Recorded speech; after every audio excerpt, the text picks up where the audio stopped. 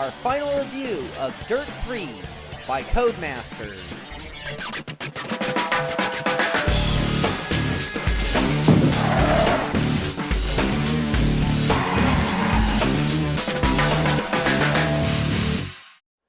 Welcome to Inside Sim Racing. I'm Darren Ganji. And I'm Sean Cole. And here we are reviewing Dirt 3, the final review. Yes. Changing things around a little bit. Normally recently, we've been doing like a first look, kind of going in depth, but not shabamming it. Which we did. We didn't go totally in depth. We did a first season look on our dev kit, which is cool. But now we got full versions, PS3, Xbox 360, and the PC. And first up, why don't we tell them about the game? All right. Released on May 24th worldwide for the PC, the PS3, and the Xbox 360, Dirt 3 by Codemasters includes over 50 different rally cars representing the very best from 5 different decades of the sport. In addition to an expanded list of cars, Dirt 3 claims to have more than double of the amount of track content as 2009's Dirt 2. Focusing on the career mode of Dirt 3, you start your life as a low-ranked professional in off-road racing, mainly rally, with plenty of Gymkhana-type freestyle events thrown in to allow you to express yourself. You will travel the globe racing in regions from Europe, Africa, and the United States, with each area offering its own type of terrain. You will find yourself at times racing on tarmac, gravel, dirt, mud, snow, or any combination of multiple terrains while racing during the day or night, with bad weather bringing rain and snow at times. Starting off in slower and easier cars, you will progress along in your career, opening up new seasons that offer bigger challenges and unlocking faster cars that will be added to your garage. At the end of 4 seasons, you will qualify your way into the Super Series, or the finale of the Dirt 3 career, and put yourself against the best that the game has to offer. With rally racing being the main focus of Dirt 3, you will find plenty of point-to-point racing, running from a staggered start, racing against the competition and the clock for the win while relying heavily upon your co-driver's pace notes to stay on the track.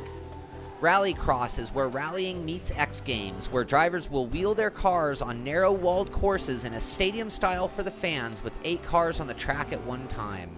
In Trailblazer mode, you're also racing against the clock and your competition from a staggered start, however this time without the aid of your co-driver. Land Rush mode once again puts you door to door against the competition for a multi-lap race with survival skills needing to match driving skills to win the race. Head-to-head mode will have racers going one-on-one in a criss-crossing track that allows the fans and drivers to judge the time gaps as drivers eliminate one another through heat races until a champion is crowned. Then comes Gymkhana. Gymkhana could be described as drifting while using props. Drivers will utilize many different obstacles, jumps, and scoring zones as they artistically slide their cars on various playgrounds. There are several different modes of Gymkhana, from freestyle, speedrun, and sprint, but regardless of the event type, it will be all about wowing the judges with drifts, spins, jumps, and knife-edge car control. During online play, racers will be able to join or host sessions with any of the types of racing that Dirt 3 has to offer. You will find competition and settings that provide an experience anywhere from arcade-style racing all the way to hardcore mode, with fixed interior views and limited driving aids. When racing online, you will earn fan points, and when enough points are reached, you will level up in the online world. Multiplayer racing can be done with up to 8 racers per event, or even done against your friends in split-screen mode for 2 drivers. When not running online or in career mode, players can also run in single-player mode, running in time trial or single-race versions of the tracks and disciplines within Dirt 3. There's a limited amount of cars to choose from compared to career mode, and you will have to unlock certain cars before they are available. Okay, so there's Dirt 3 in a nutshell, as far as what you maybe read on the back of the box. Well, when they used to print it on the back, but that is everything you need to know, or at least everything that makes the game up. Exactly. And again, we've tried it on the PS3, Xbox 360, and the PC, but we picked one system. Yeah, well, I mean, it is the same game on all platforms, but absolutely, the PC version allowed us to do more and was the crisper, cleaner version. Man, 1920 by 1080, which is what we got it running back here. I was in 5760 by 1080. Yeah, let's not talk about that. Oh yeah, in 3D as well. Yeah. My triple screen system, I mentioned it on a This Week in Sim Racing. I have an AMD system, and we're starting to think maybe it's a Windows Live issue. I'm going to go mess with it right after this, but I can't run it in triples. I've been running it right here, actually, and having a blast with it, though. You know, like I said, 1920, 1080. I'm actually holding the PS3 version. I played this yesterday, and I honestly, it was much jaggier. Right. So, and that's expected to be, you know, on a console. They don't have anti-aliasing and stuff like that. But it also was running in 720, 1280 by 720, which definitely makes it not as crisp. You're not going to notice some of the great effects in Dirt 3 too, like the reflections on the hood, and some of that just aren't as noticeable or not as brilliant in 720. And then the next thing was I went T500 from the PC right to the PS3, and there was a big difference. Not only in the effects, the force feedback delivery was different, and only 180 degrees locked rotation on the PS3 versus on the PC. 900 was way too much. Cranked it down to 360, and man, that wheel feels. What do you think? Oh, amazing, amazing. And you're running the ARC wheel. Yeah, which also feels amazing because Yeah. this is some great physics and some great force feedback. But regardless of what platform you play the game on, it's virtually the same game. I mean, slightly different results, but it is the same. We did most of our testing on the PC, and why don't we get into the pros and cons? Sounds good. Starting with the pros, and one of the first pros is huge variety as far as the racing disciplines go. Dirt, road, snow, two-wheel drive, four-wheel drive, Gymkhana, rallycross, rally, hill climb. I mean, there's just a ton of stuff to do. Absolutely. And there's also a ton of different cars to drive it in. So, I mean, you've got cars from the 60s, 70s, 80s, 90s, 2000, open. I mean, it's just endless amount of different cars, and they're all beautiful cars as well. And which takes us into the career mode. You can play as you go through your career, which is really cool, by the way. You got 4 different seasons to unlock, like we talked about at the top of the show. But as you go through your career, if you wanted, you could say, okay, I want to go in, let's say, the oldest discipline I can. Right. And try to finish it that way. Right. And then step it up and maybe go to the 80s and then go to the 90s. And I'm not sure you could do that at every single stage. Right. You know, because Gymkhana, I don't think it offers you a... No, but usually I have a selection of eras to choose from. Yeah. So that's really cool. Okay. Another thing about it is that it does progressively get harder. So I started off on level 5, and I racked up a consecutive races, and they were telling me, you better get harder. Well, funny enough, I didn't, and the game started getting harder, and I probably need to actually level down in order to move up. Yeah, level 5 gets really tough at right past Season 2, really. Up to Season 2, practicing the stage a couple times, and even if it was like a rallycross 8 laps, I posted on SRT Media where I came from the back and won. I think I reset it only once in that race and ended up winning it. You can't do that once you get later on. No. Into Season 3, I was having a tough time even getting a podium.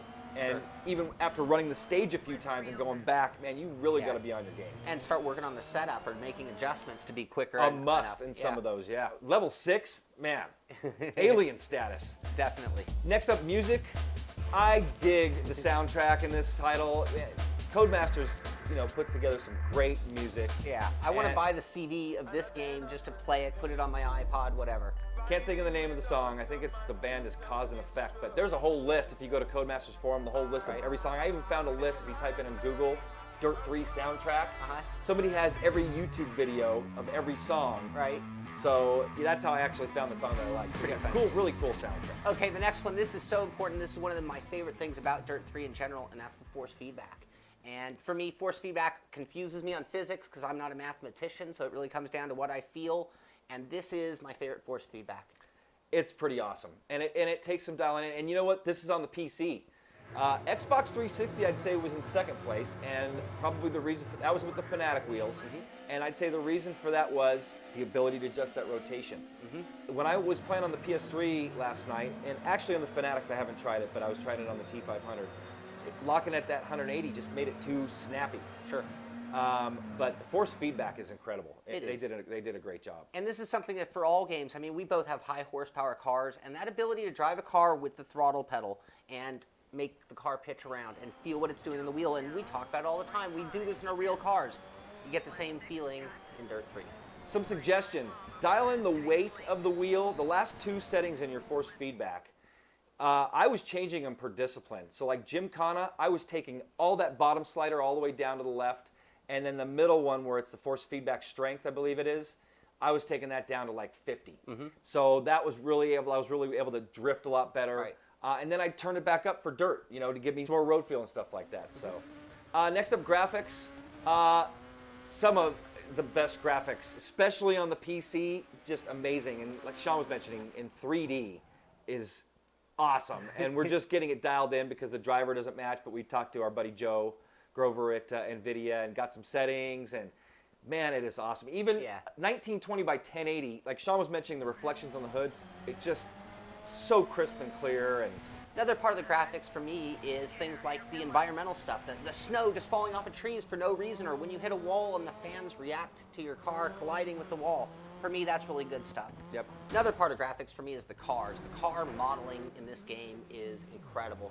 Dirt 2 had a lot more fantasy type cars. These are a lot more realistic, and that great graphics, the great car modeling they're doing, it's carried over into this, and it's great. From a lot of different, eras too, from again 70s all the way up to current, Group B, and the dashes. I was in a Group B car last night, and that cockpit was just incredible. These are all pros, by the way, and we're going to get to our cons here in a minute. Not too many, honestly. Next up, damage. Damage visually incredible. The way it physically reacts too. I mean, you hit off something, and the way the car, reacts to that. Very well done. Many parts of the car can come off. Door can come off. Hood can come flying off. So damage is very well done. It is very beautiful damage. It's a little on the generous side in terms of physics. Physical, but you can kill your car. You can need those flashbacks. If you put it in a tree, your car's done. If you're offline, your race is over. And I'd say there's two different types of physical damage. Physically, how the car reacts to damage, or like to impact, and then the physics after the damage. And I think that's what Sean was referring to. Yes. I think the physics of how it reacts to crashes is just incredible. But I totally agree also with Sean that physically you don't get as much damage as you should. Right. A lot of times cars.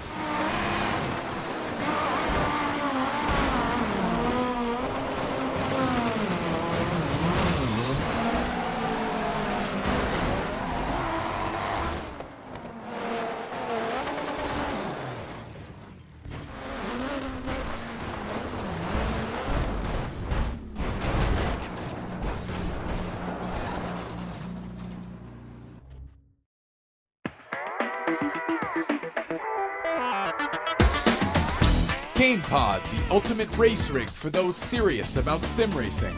Puts you in the driver's seat with all the controls at your fingertips. Be number one on the road, in the race, in the game. GamePod, the choice of champions. All right, and we've talked about the force feedback, the physics. This is a part of the game that's important to them, Gymkhana, or drifting. And a lot of games have been trying drifting lately, and They don't get it right. no, they don't. It's back to that throttle steering type thing. These guys got it right. Yeah, this is the most fun. I've never really enjoyed drifting in a game, but in this case, this is real fun. And it leads us to another pro. It's the edge of traction feel that this physics engine has. And all of us are shaking our heads in the room. Yes. Our buddy Terry, we was over here the other night, and he was racing, and I told him he was having a hard time getting the long drifts down, and I just gave him one tip. Just pedal the throttle a little bit, kind of work the wheel, and Terry was just drifting in big circles, and he said the same thing, that edge of traction feel is probably the best that's been done. Yep. So props to them for for the physics and what they've done with it. I don't see any long-term tire wear because these stages are pretty short. But Right. Presentation, fun, music's cool. I like how it's more of a classy feel. I didn't like the Motorhome. actually it was pretty cool, but I just like this a little bit better. Yeah, it's unique. It's definitely their own flavor. Another thing is the AI. I love the AI in Dirt 3. AI is very tough. It's hard to get right. I mean, should they be aggressive? Should they bump you? I don't know, but we had in-and-out racing going on with these guys. I mean, These guys, they were doing crossover moves on me that I just was like, okay, I got by him. They're not gonna fight me back. And all of a sudden, there he is again. Yeah. And then I was actually missing the line through a corner, and then he was hitting the line, and he would just come right back by me. Yep. So very intuitive, Yes. and it's very well done. Yeah. Fun factor, last few pros. Fun factor, man, we're just, like last night, I've been playing this game for 2 weeks now, and I was laughing, just going through some of the stages because I was having so much fun. Right. Sounds, very well done. Yeah. And I don't know, that's about it for the pros. Yeah. I mean, we've talked about a lot of pros. We're just, obviously we're gloating over this game. We really enjoyed it. Yeah. Well, on the cons, you got a few things. Most of them are kind of bug issues, though. I mean, not so Yep. much problems of the game that I don't like. Things like the left wheel turn. So every time you win a race, Every system. doesn't matter. Every wheel. Yep. Every time it gives you these points, and it's tung, tung, tung. The wheel goes tung, tung, tung. And then if you forget Mine's- to turn it back, The T500 slams all the way to lock every time, man. It's crazy. Same with the Fanatic wheels. But yeah, that's an odd bug. and if you forget to turn it back, you'll start the race turning left, which would suck. One of the other bugs, PC, I couldn't even run it on my AMD system. I think it's a Windows Live issue. I'm going to, like I said, mess with that later. And then on the PC with the Fanatic wheels, it was like stuck in fast forward mode. Right. Turn the wheel all the way to the left, it would play normal speed, so I couldn't do any flashbacks, which was kind of cool. It made it more challenging when I ran the Fanatics, because then I had to just rerun a stage. But yeah, that was an odd bug. Okay. And speaking of stages, and this is getting to something on the gameplay at least, stages are short. I know the rally community, these guys are going to get beat up by the rally community because the stages are very short. For me, towards the end of the career, they get a little longer, 4 or 5 mile range, and you're tired at the end of the race, but it still seems like they could have longer stages. Yeah, rallies need to be, one section needs to be 4 or 5 miles minimum, and then maybe like a 10 miles Yeah. or kilometer, some big sections. And then on the stages as well, not enough. They have a lot of variety, but you keep using a lot of sections like in Kenya. Right.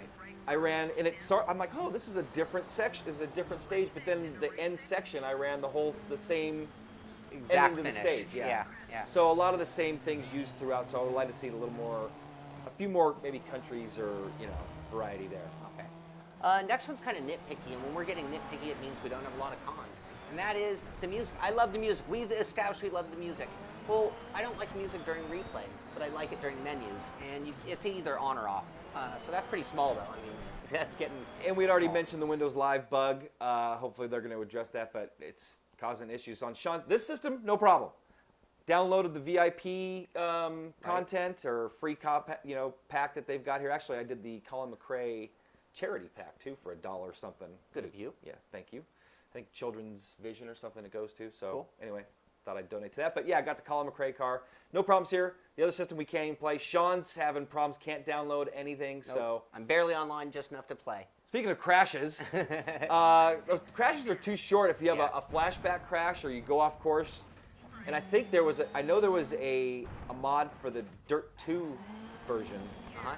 or the PC version of Dirt 2, that you could keep the crashes going all the way to the end. Right. But yeah, the crashes just end too Okay. quickly. And when I'm viewing crashes, I like watching them from the external view. This has sort of its own cinematic thing, and it will not stay on that external view. So right at that moment where you're about to watch it, it changes cameras on its own. I'd like a little more freedom in the replays. And then multiplayer, one of the cons is you're limited to the connection.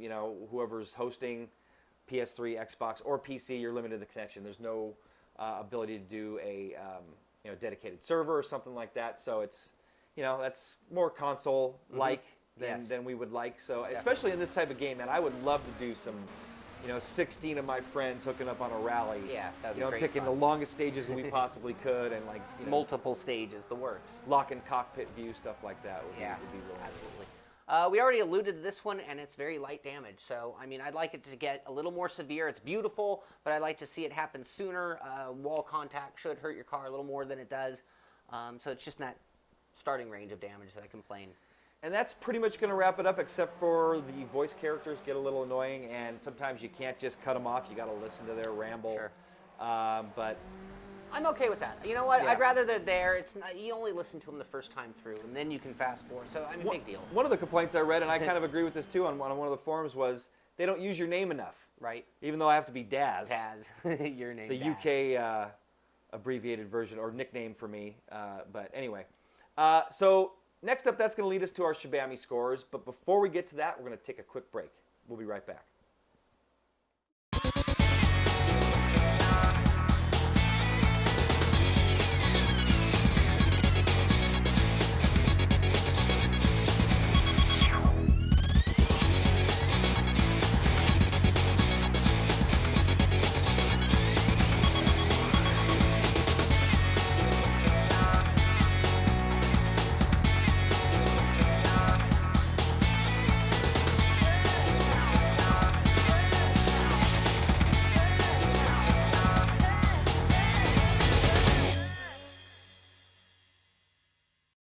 Tamiya's extensive lineup of radio-controlled vehicles provides hobbyists with the joy of running exact replicas of their favorite car, tank, or off-road vehicle. Another attraction of these vehicles is their use of high-grade materials, such as nylon resin, carbon fiber, and polycarbonate. With precise mechanical systems, the maintenance and adjustment of the various components, as well as performance upgrading with optional parts, allows for truly competitive racing.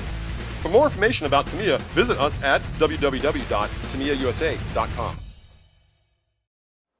Welcome back to the show. About the last thing to do is the Shabami scores. I guess this is what everybody's waiting for. What do we really think? Yep. You want to go ahead and read them off? Sure thing. Physics 12, Graphics 9 3/4, Sounds 9, Tracks 8.5, Cars 9, Fun Factor 10, Force Feedback 9, AI 5, Multiplayer 3.5, Damage 4, Presentation 5, Cost 5. And that gives it a grand total of 89 3/4 on the Shabami, and then 64 3/4 on the Sim Index, which Wow. is pretty impressive on both ends. Yeah. And we're actually going to round up both of them. 90 and 65. It That's deserves an extra quarter point. Yeah. We love this game. 9 out of 10, I'd say, for sure. Codemasters Yeah. just keeps getting better and better. They I'm do. going to put out this disclaimer. If you're a Richard Burns Rally fan, you know, on the PC, and you're looking for the next hardcore, forget it. This isn't it. If you want a great diversion title that's a ton of fun, you know, I'd say you're going to spend, if you really put your mind to it and just cranked out as many, you know, stages as you can, you might be able to finish it in a week. Yeah. But again, finish it in a week and then go to another, era.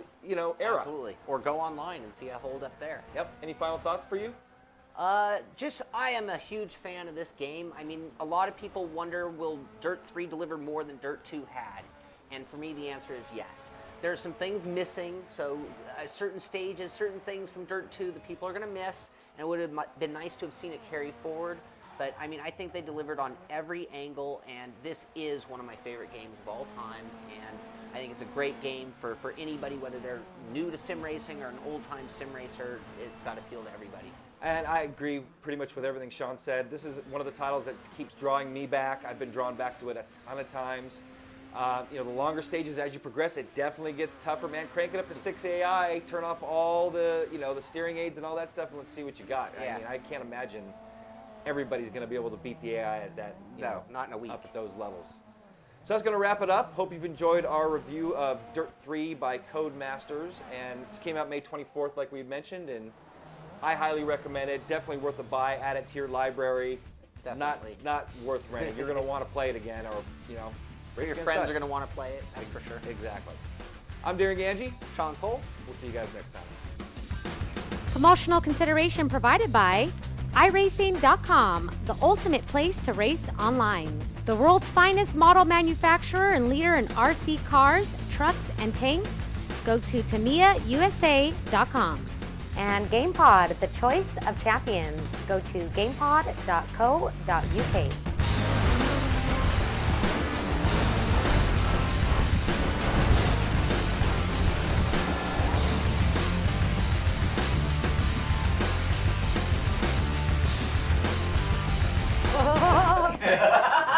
Shit.